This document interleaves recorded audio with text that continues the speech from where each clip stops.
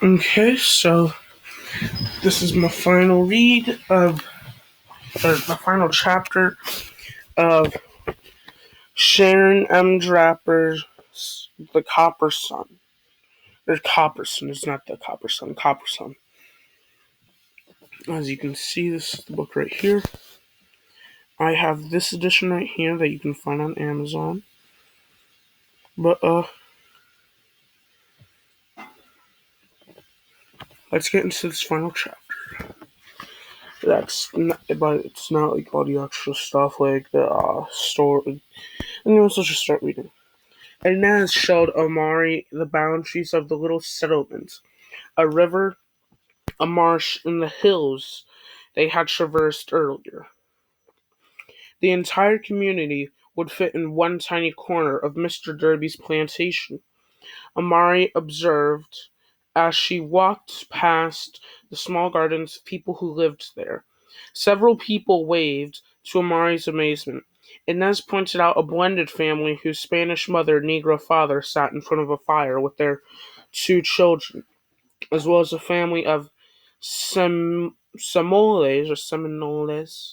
who lived in the house next to them. Everybody here come from someplace else, ain't nobody been here for long. But don't nobody know how long they gonna stay. It just be good for right now, Inez explains. Amari understood. She thought of Cato. What had what had dreams of streets of gold? How long this place come to be? Amari asked. Folks living here for a long time, but Fort Moles got made official by the king earlier this year of our Lord 1738, Inez explains. Fort Mole's supposed to be protection for the town of St. Augustine, Inez said. The Spanish king ain't no fool. How long this little spot of land supposed to do that? Amari asked. When the soldiers come, it's be from the way you come, from north of here. St. Augustine be real important to the Spanish. So we out here as the outpost. I expect that's what Fort Moores is all about, Inez replied. As they reached the thatched cottage that would be her new home, Amari thrilled at the sight. Surrounded by a small garden where vegetables were already growing, the dwelling was much larger than the slave shack she had shared with Polly back at the Derbyshire farms. With a window, a back door as well as a front door, and a hearth for cooking, there would be plenty of room for the three of them. It was perfect. But then Amari had a terrible thought. You got fights in here? Amari asked with alarm. Not much yet, but when there do be fighting, our men gonna be the first to die, Inez told her. Seemed to me it'd be better to die for freedom than live as a slave, Amari said with feeling. It was hard for her to absorb the fact that she was truly free. Yes, child, it be hard for a woman to be a slave, Inez replied slowly. I know I lived it too. Master be messing with you in the night. She kept her eyes away from Amari. Amari bowed her head and looked at the ground. For me it'd be the sun. I was his birthday present. Inez touched Amari's shoulder with understanding. How long you been on the road, Chai? She asked. I think about 2 months. It'd be hard to say. You been feeling poorly on your journey? Inez asked. We always hungry, Amari told her. Never enough to eat. Never enough to never enough rest. But yes, I be feeling sickly. You ain't sick. I ain't? Amari asked hopefully. But I feels real bad most every day. Inez paused for a moment, then said gently, You be with child, Amari. Suddenly it all made sense. The nausea, the dizziness, the feeling of heavy, lethargic. Oh no! Amari cried. She slumped to the floor of the cottage. Amari thought with revulsion of the hated night called she had been called to Clay's room. The smell of lantern by his bed, the stench of his sweat. She thought she would vomit. This cannot be. Not now. Not when freedom be in my hand, she whispered. Inez squatted beside her. You all right, child? She implored. No, ma'am. I cannot do this. This child made me think about being slave. Amari wept. Babies don't know nothing about no slavery. They just knows about love, Inez said gently. I hate it, Amari cried, clutching at her stomach. She could not erase the image of Clay's hateful face from her mind. No, child, you don't hate it. Already you be loving it. In your mind, you're already protecting it from the bad memories you carry. I see the struggle on your face. No, Amari cried out. Yes, Inez whispered into your ear. Your heart be saying yes. Amari did not want to admit that Inez might be right. I'd be so scared, she whispered to Inez. I know, child, but you ain't the first. You got women here who will help you. Women who gone through the same thing. Like me, Inez offered. You? Amari asked through her tears. I had a child. My master's child for sure. She be as pretty as the dawn, blonde hair, blue eyes, and skin the color of weak tea. What happened to her? Amari asked. Master's wife hated that child. Had Master sell her when she was not much older than your tidbit. Sold her down to New Orleans. Master sold his own flesh and blood. Inez gave Amari a hug. I'd never seen her again. Amari hugged Inez and swallowed her own tears. I'd be so sorry about your baby. You must for sure know how Tidbit's mama be feeling. I hope your child be safe and happy like Tidbit is. Lord, on, Lord only knows, Inez said as she looked to the sky. I feel so stupid, Amari told her. I should have figured it out. You ain't had no mama to see the signs and take care of you, Inez told her softly. And it was probably best you didn't figure it out while you was on your journey. You had to focus on surviving. What I do now?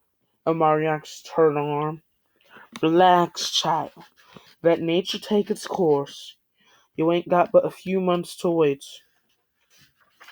My child be born free? Amari asked. Oh yes, Amari.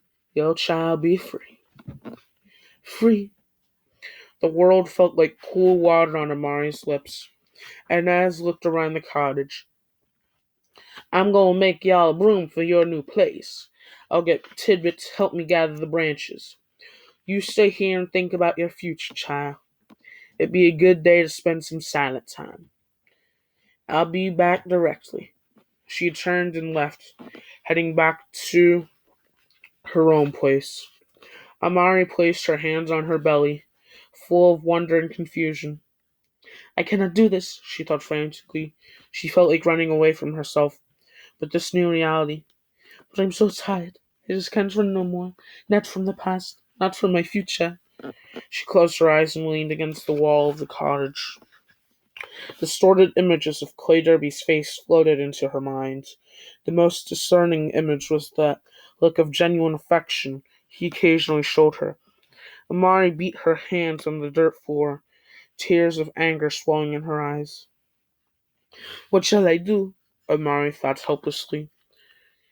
She willed herself to imagine her mother, who would know what to say and how to comfort her. All of her mother's dreams of growing old and watching her grandchildren play had been brutally dashed into the dust. This child carries the spirits of my mother, Amari suddenly realized. Re- Amari realized suddenly, as well as the essence of her father, little Kawasa, the murdered people of her village, and the spirits of all her ancestors. Amari opened her eyes and glanced out at the small door of the hut to the bright sky above. It was getting close to sunset. She, loving, she lovingly visualized Affy, who had been her friend and mother she needed during that horrible journey to this land. Affy, who had told her that her destiny lay somewhere beyond those horrors. Amari had understood none of it at the time, but now, perhaps, it was beginning to make just a little sense. Wiping away a tear, Amari thought painfully of Teeny. Long as you remember, child, nothing ain't really ever gone, she said many times. Amari vowed never to forget. She wished with all her heart that Teeny could have come to this place with them. Teeny had also understood that Amari had been brought to this land for a reason. She sensed Amari's strength before Amari knew she had any, and had placed her own child in Amari's care for a chance at freedom. She inhaled sharply as she thought of Mrs. Derby, of the infant who had been given no chance to live, and of all the other women, both black and white, continued to suffer as property of others. Amari also said a prayer of thanks for Polly, who was incredibly her friend. Amari refused to think of Clay any longer, for she knew his evil spirit could never touch the love she was already beginning to feel for the child within her. Inez had been right about that as well. If this child is a boy, Amari thought, I shall name him Freeman. He will stand tall and proud, and be forever free. I shall teach him my native language, and tell him of the beauties of my homeland. If it is a girl, I shall name her Affy, after the one who loved me and helped me find my destiny. I will tell this child of her ancestors and her grandparents, and tell her stories my father told me. My child shall never be enslaved, Amari vowed fiercely. Amari glanced toward the west and watched the sun set. It glowed a bright metallic copper, the same sun that set each evening upon her homeland. She knew she had found a home once more. That's the end of chapter 41. And if you're interested in questions that kids were supposed to do during the book, I mean, this chapter 42, not 41. But anyways, the question for this chapter was, explain the title of this chapter and of the novel. What is the possible interpretation and symbolism? Consider the poem excerpt in the foreword.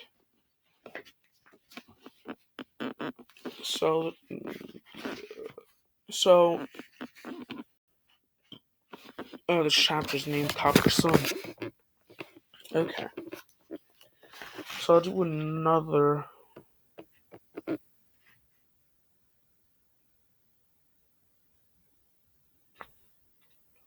Oh, they actually list all the sources they used to make this book.